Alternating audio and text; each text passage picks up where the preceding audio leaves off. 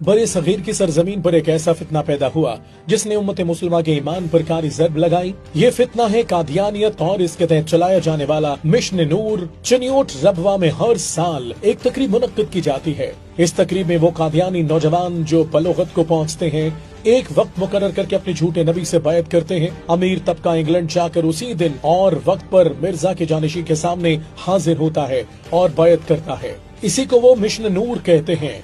ये महज एक रस्म नहीं बल्कि एक आलमी मंसूबा है।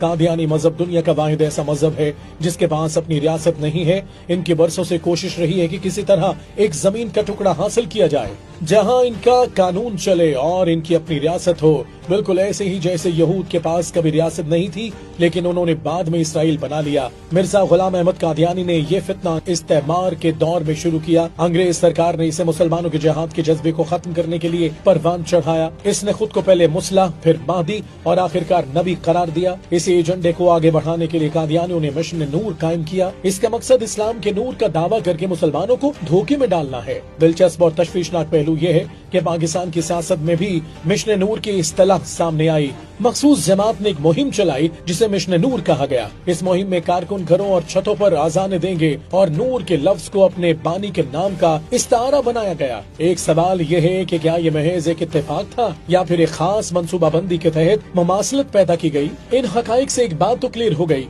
कि कादियानी मिशन नूर एक फितना था जिसका मकसद मुसलमानों को गुमराह करके एक अलग रियासत बनाना था। और आज जब सियासत में उसी नाम को इस्तेमाल किया जा रहा है तो ये पाकिस्तानियों की जिम्मेदारी है कि वो होशियार रहे, क्योंकि ये जंग सिर्फ नजरियात की नहीं, ये उम्मत मुस्लिमा के मुस्तकबिल की जंग है।